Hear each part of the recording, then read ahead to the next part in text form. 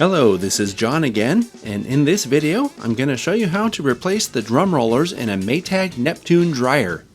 As you can tell from the intro, mine are in pretty rough shape. You need a nut driver with 5/16 and 3/16 inch sockets, and a Phillips head and flathead screwdriver. You'll also need a 3/4 inch wrench. Snap ring pliers aren't strictly necessary, but make the process way easier. Luckily, it's easy to find replacement parts from sellers on popular online marketplaces, such as Amazon and eBay. First, we have to remove the dryer's door by unscrewing the Phillips head screws that are attached to the body of the dryer. Once they're out, the door can be lifted off the body of the dryer and set aside. These two plastic spacers hold the face of the dryer in place, so they also need to be removed. Then the face can be pulled out of the clasps that hold it in place and removed. While I have the dryer open, I'll vacuum it out. Dust inside machines like this can cause all kinds of problems. These metal hooks hold the top of the dryer in place. You remove them with a 5/16 inch nut driver. When they're loose, you simply rotate them like this to disengage the hook.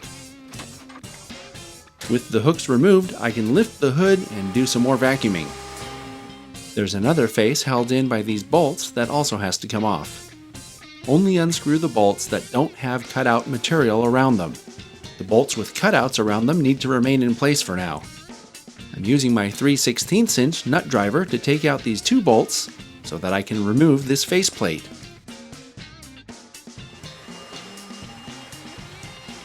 You have to disconnect these electrical connections before proceeding.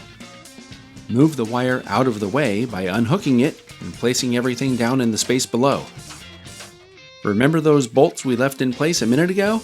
The ones with the material cut out around them? They secure the large arched faceplate to the body, and they come out next. This is the final structural piece holding the drum in place. At this point, I can reach in the lower left side and disconnect the belt from the motor. The lever that this wheel is attached to is spring-loaded, so you pull the lever back to create slack and slide the belt off. The drum can now be lifted out of the dryer and set aside. Now that the drum is out, we have access to the rollers that need to be replaced. There's one on each side toward the back of the housing. To remove a roller, you have to first remove a snap ring. The snap ring pliers make this task very easy. The way the snap ring pliers work is you put the posts from the pliers into the holes on the snap ring and then spread it open. The leverage from the pliers makes it very easy. If you don't have a set already, they're worth having, even if it's just for this one job. After the snap ring, there's a washer, then the roller, and then another washer.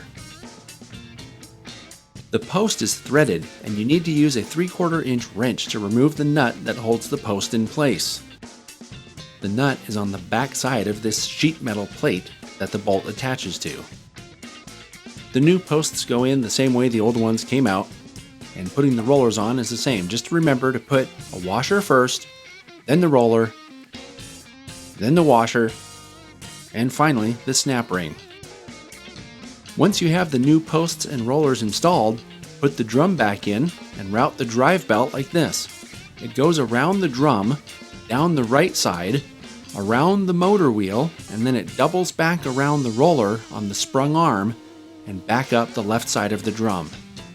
Everything from this point is as simple as following the rest of the disassembly process in reverse order.